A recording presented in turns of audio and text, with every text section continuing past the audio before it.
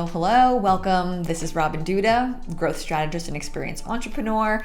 This is Bird's Eye View, the monthly series where I kind of figure out what my gut is telling me and then look for clues to either prove or disprove what this hypothesis and theory that I have is by talking and taking different views into consideration. This video is just one of many pieces of evidence building on the theory that I posed that 2022 is going to be one of the hardest budget seasons we have ever seen to both complete and also get accurate.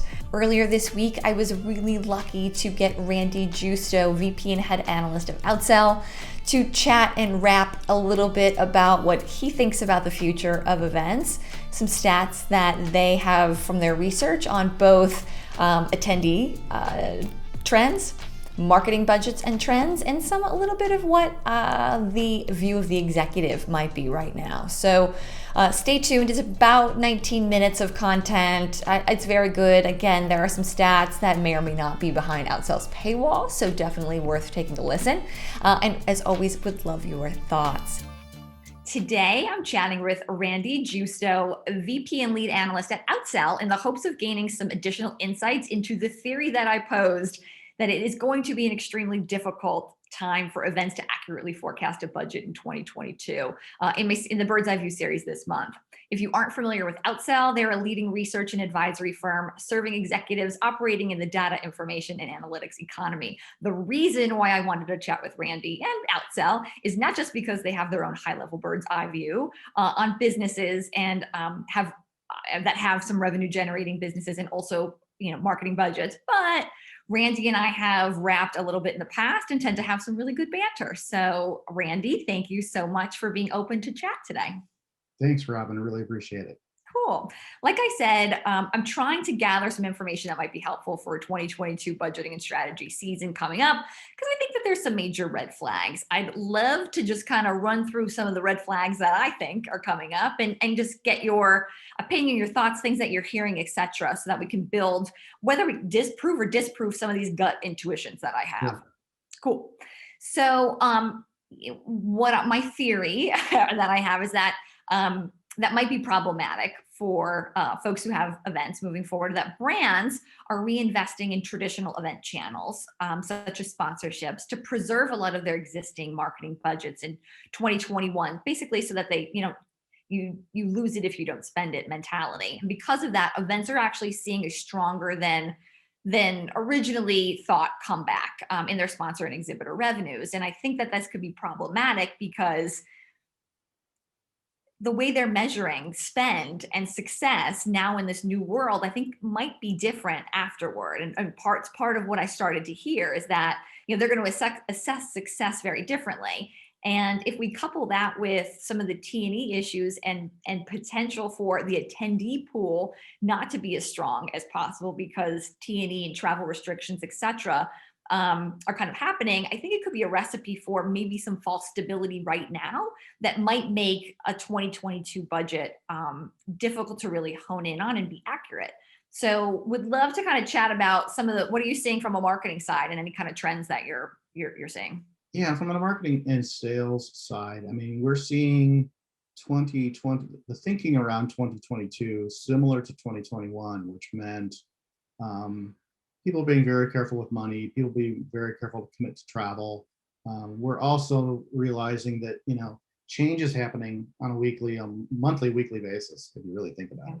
And in the past, prior to the pandemic, most organizations start their planning process in the August timeframe, somewhere during summer vacations. This was when I was at a major organizer. This was when you were submitting first round of budgets.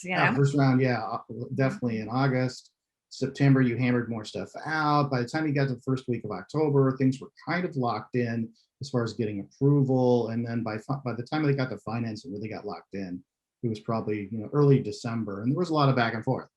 COVID came along and blew that whole thing up. And what we saw last year was, from a budgetary standpoint, a lot of companies were actually starting the budget season much earlier. So they started in June of last year. And then it was, nothing's ever locked in. We're going to continue to tweak. And they continued that whole thing all the way through December. and they kept tweaking into the new year. And we don't see that really changing. I mean, we're not going back to a hard, fast first round in August, second round September, lock in the first week of October. We don't see that this year. We still see something in the middle between that and this year. But we do see is CEOs and their exec teams are still saying, well, too many things are still in play that we can't control out there in the marketplace. So we need the ability to be able to make adjustments all the way through the end of the year if we have to. Yeah. I mean, part of what I think makes it really difficult from an event standpoint is so many events rely on, obviously no, there were a lot of events that didn't happen in 2021, but the re-sign, the resell, the commitment to having that platinum sponsorship year over year. And if you don't sign by a certain date, you lose it. I think that the leverage that may have been there from an event standpoint is probably a lot harder because budgets aren't secure and they're buying closer to the event is my gut, right? Right. They're buying closer to the event. Yeah. They want some kind of language probably around the ability to get out, but they also want guarantees of what the audience is going to be like and what steps are they going to take for event attendees with all the health concerns that are out there right now. Yeah. Well, not just health concerns. I think obviously Delta variant's throwing a huge wrench in Oh stuff yeah.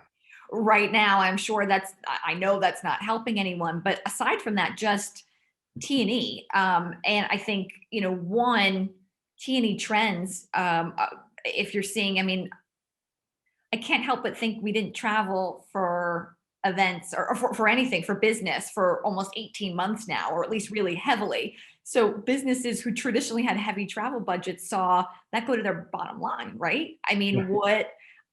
I can't imagine if I were, and I don't want to put words in a CEO's mouth, but I certainly would be reassessing where that money is going and how it's going to be spent in the future. I don't know if you have any comments on that or not. Well, I mean, yeah, anecdotally, we've had conversations with CFOs, and I've asked them point blank, you've made 2 or 3 points of margin in the last year by not sending anybody to events and really not spending any money on corporate travel. And with the market opening again, are you going to send the same amount of people to events again and put that many people on planes? Are you going to give up those points of margin? And most of them look at us and say, no, not really. So it's going to be a phased approach going back into travel, corporate travel, and it's going to be phased approach going into events.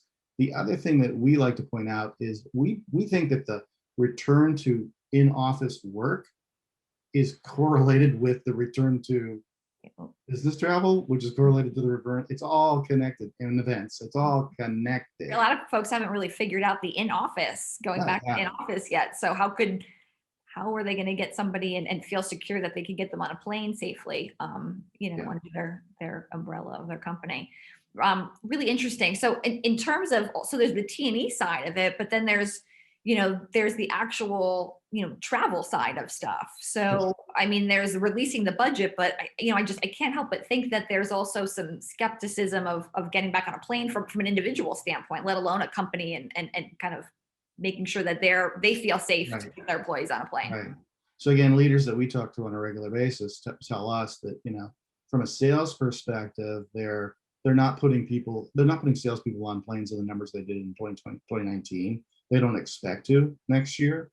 They expect to be very more careful about who they put on. The notion that you would put somebody on a plane to go see one client and then maybe walk into an event because it happens to be geographically right there. Those days are pretty over. I think they're being really judicious about who they send and how many customers, how many prospects do they go see, and if there's an event involved, great. I know there's a thought out there right now among certain circles that, okay, well, if you're going to be reluctant to putting salespeople on planes to go see 1 or 2 clients here and there, the best way to go see them is go to an event. So we think events are going to be crazy, and that's going to be the meeting place for everybody to go for sales. And I'm like, I don't know. I'm not hearing that, at least from our client base of 150 plus CEOs that we talk to on a regular basis. So where are they, like, what's the replacement then? Is it just virtual or meeting? Just they were able to continue meeting sales goals without having the old methods that they used to use. So just whatever. A lot of them found out that their sales organizations were a lot more efficient during COVID in driving sales, and they found out the virtual thing actually works for sales, works pretty well for sales. Now, it's not going to work for large customers where you have to go out and meet, Yeah. and there's still a need to go out and meet, and customers want to meet with you as well. But a lot of the things that they used to do, that they spend money on putting people on planes to do, were done. I've had lots of CEOs tell us that they became more efficient during COVID with their sales organization. They just learned how to do it. Yeah. I mean, it's, to me, I'll do takeaways, what my thoughts are on a separate piece, but I just, we did a little bit of very light research earlier in the year, and it was the expectation of attendees was that they used to go to 6 or 7 industry events a year, and they're going to go to 2 or 3 tops moving forward. So people are still going to go to events, but they're not going like they used to, which means that, events really need to have a clear value proposition, and means for, to me, what everybody needs, it's about meeting. It's not about watching a keynote anymore. It's not about walking around 1 million square feet. It's about meeting, it's about creating efficiencies in a business, almost, to a certain extent. Right. So we do a number of surveys through the year. We do one on what we call our CEO Outlook survey, where we survey CEOs directly about everything that's in their control. We do a sales benchmark survey every quarter as well, where we talk to sales leaders. And then we also we've been surveying event attendees over the last 6 quarters to see when they're going to go back and why they're going to go back and what's going to draw them back. And so a couple things I want to pull out is, first of all, what we're hearing right now is that 2020 travel budgets are going to run anywhere from 50 to 75% of 2019 levels. That's what the market's telling us now. That can change, as you know, quickly. Delta variant was, stay tuned. Let's find out in 3 weeks from now how they're going to feel. But Delta variant is a big wrinkle in that. So people are being trickier about travel. Attendees are slowly coming back. Although in the last quarter for our survey, we noticed that the number coming back for Q3 dipped a bit. So there was more pushing saying further out Q4. But there's still 24% of the event attendees that we survey every single quarter that say, I'm unsure. I don't know when I'm going to come back yet. So there's quarter of the audience that is saying, I don't know. Oh, wow. That's interesting. We also ask them, what kind of events will you go back to? 64% so that they want to go to local events. Another 64% said regional, and national. International is much smaller. National is 22% as of the last survey, and international was 18%. And those numbers change and have been changing every quarter that we do the survey. We asked about mandates just recently as well. Oh, yeah, that's a great. Interesting, because we said, would you go to an event if it had a mask mandate, a vaccine mandate, et cetera? And 12 to 14% said, I'm not going to go at all if there's a mandate, forget it. Wow. And then 36 to 46%, depending on which of the mandates you picked, said they would go only if it was required. So they're fairly open, and they're fairly open to, like, you got to wear a mask, I got to wear a mask, et cetera. Yeah. Maybe I'm taking the data my own way. I think there's a very loyal contingent to events out there that will go no matter what. They will continue to go to the brands that they know and they're familiar with. And I think that those are there will always be a percentage of those, but there's this middle chunk of unknown. Particularly, we know, millennial market is 50% of the workforce right now, and that would have filled this. I can't help but wonder if we're part of this unknown part that's like, we haven't been convinced maybe yet that some of these events are really worthwhile. And are we loyal enough to this medium to be able to risk things for it? And we've called some of this out in the research that we've done, because we break the data also by age of respondent and generation. Yeah. I can tell you for 3 to 4 quarters now that millennials and Gen Zers in particular are more reluctant to go back than the other generations.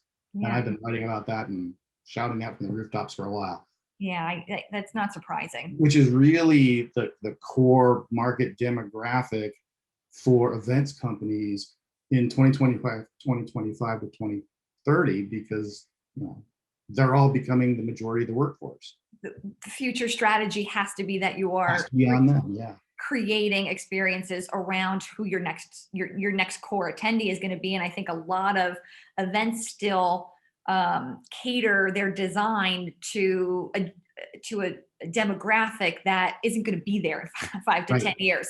They're going to be retired. And that is what's, I could not agree more that it is really important to think about their needs right now when you're redesigning. Yeah. Forward.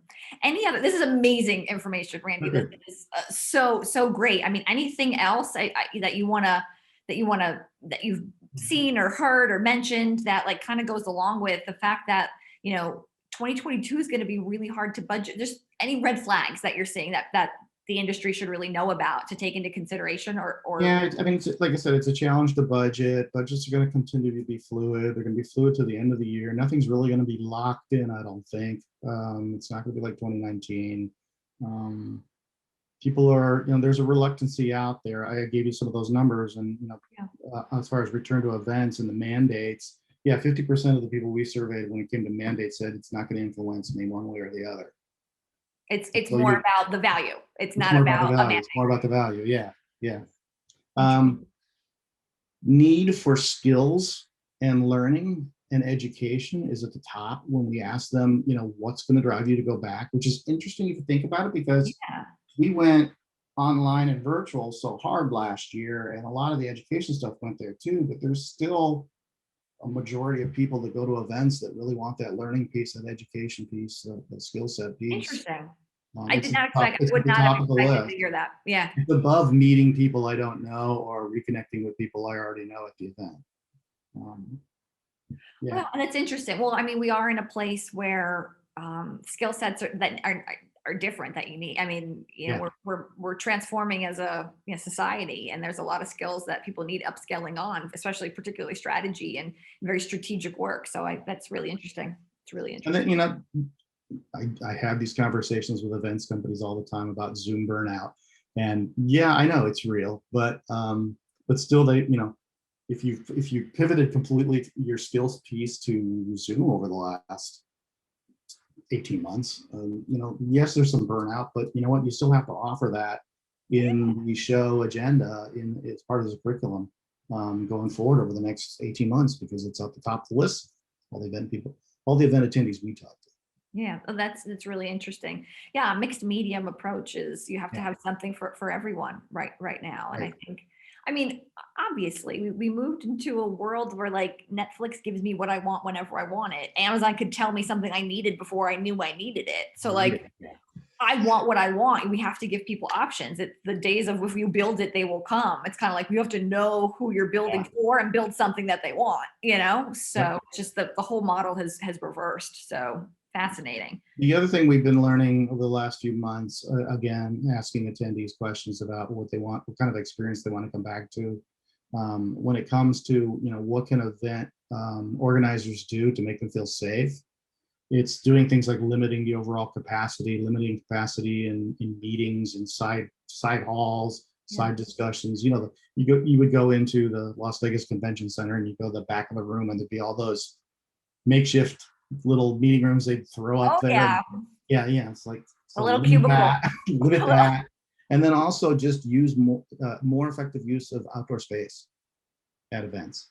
Which would be a lovely design change to begin with, because if I get one more sinus headache from being blasted with air conditioning of recirculated air in a convention center, I mean, it would be nice to get some fresh air every now and then. So Randy, I thank you so much for chatting with me. Appreciate it. I think that this is going to be hugely helpful to folks.